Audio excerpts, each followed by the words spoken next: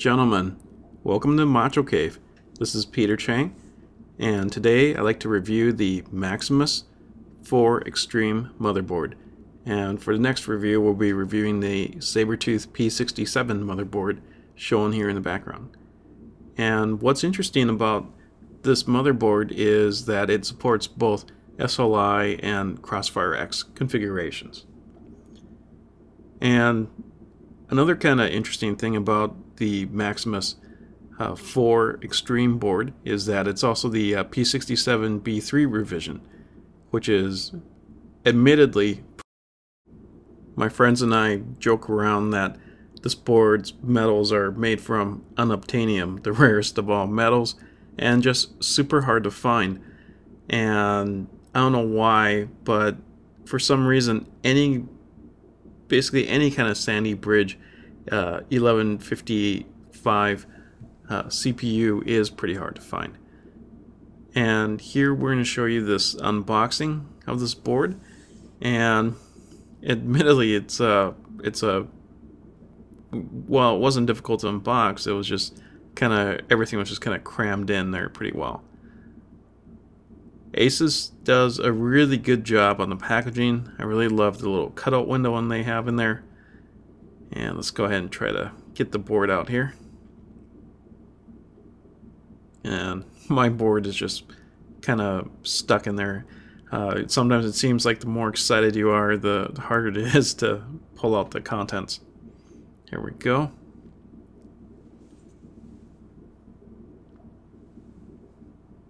And I'm just trying to be careful so I don't tear the box and ruin all the packaging here. And what's cool about this packaging is that the board is stacked on top and all your contents are in the second pancake box here.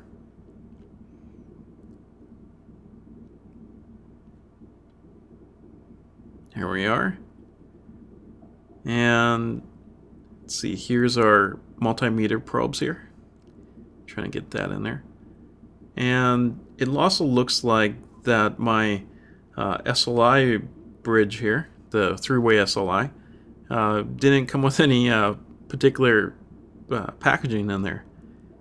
So hopefully that is okay.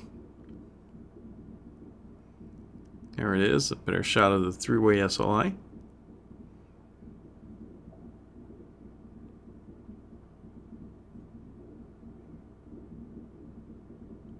And back to the multimeter probes.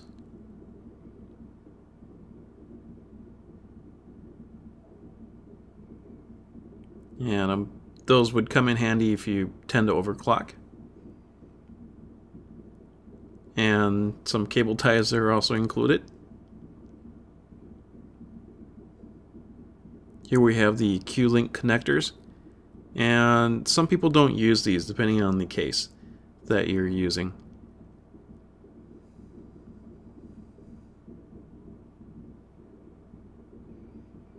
And here we have a two-way SLI connector.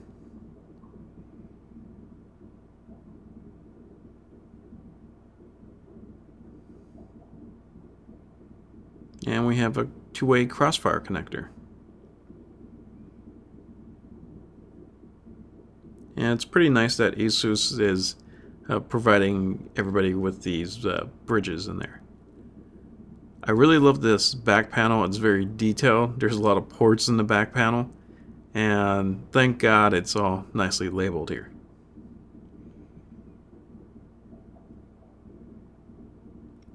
Here are my temperature sensors that have come with the board here, and we get about 3 of them.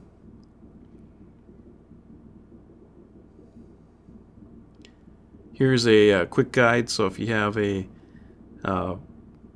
Bluetooth enabled phone, you could use it's got some of the instructions for that.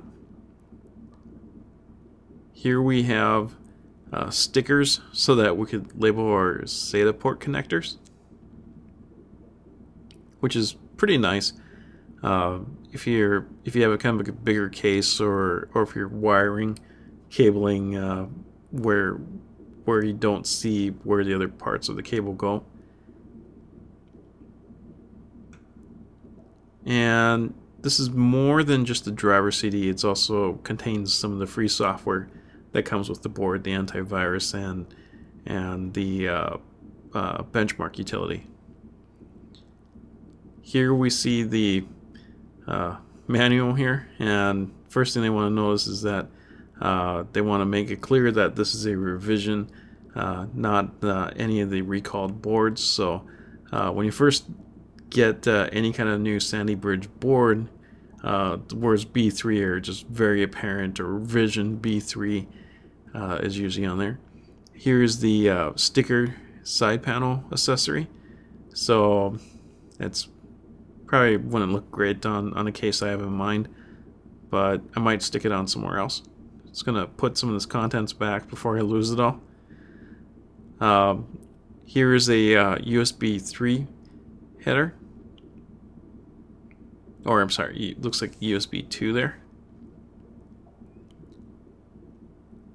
Here's the Republic of Gamers USB Connect cable.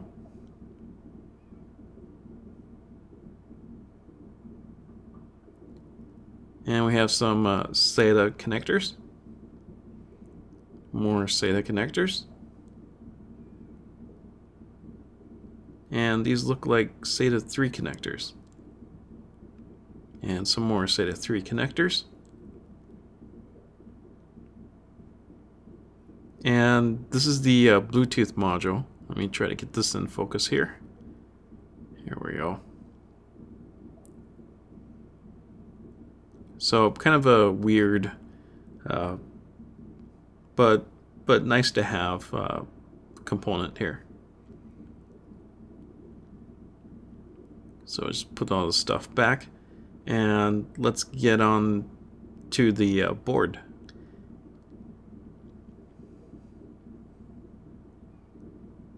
Here we go. Just pull it out from the tray here. And I just kind of want to point out the back panel here. The part's actually made by Foxconn. Let me try to get this in focus for you guys here. There it is. So it's the Foxconn 1155.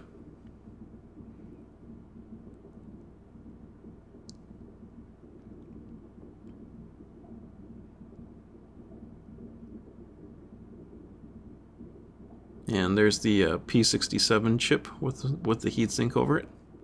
And we also have the NF200 with the Republic of Gamers. It's either I believe that's a light, not a fan. That's plugging in there. Try to get this in focus a little bit better for you. And let's turn this around. Let's check out some of these ports here.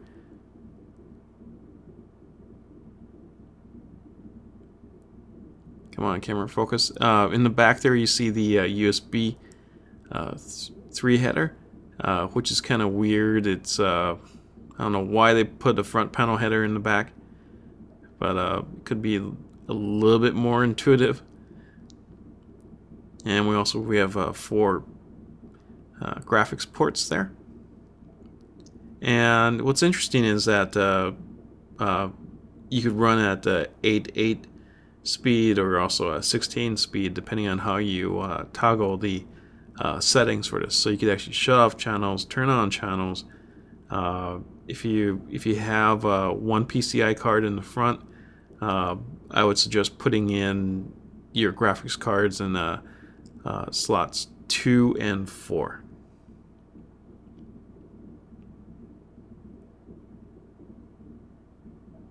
So there it is once again, the oddly placed USB cable, and also the 4-pin Mulux connector, which is nice because supplies more power for the bus. Here we have an open PCI slot, which is pretty nice actually. So you can put in a full-length PCI card in there. And here we have our P67 chip there again.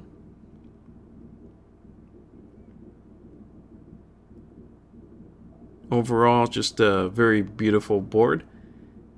And here's our dual Ethernet there. And let's turn this around.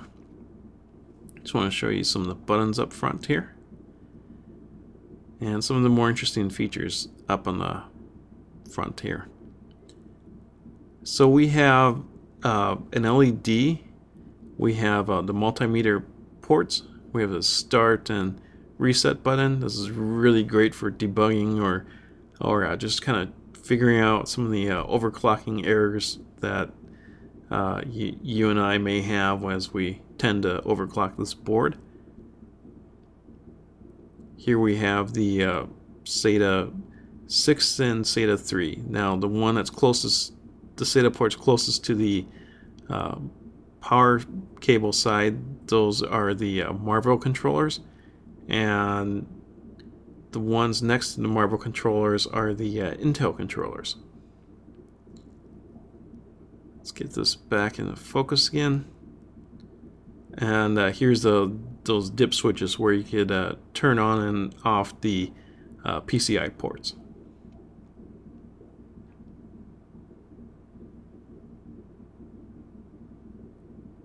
And check out the detail and level of design on these heat sinks. It's pretty interesting.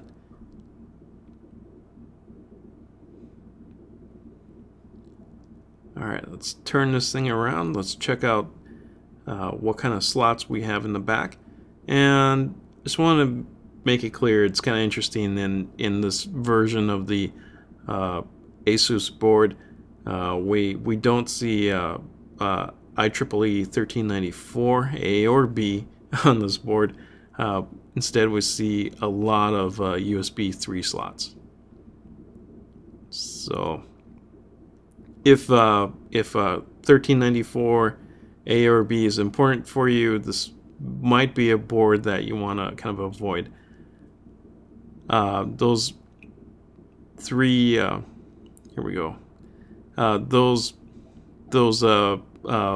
USB slots I just pointed to, those are actually the dedicated ones. The rest of the USB slots are basically shared amongst the other USB 3 connectors.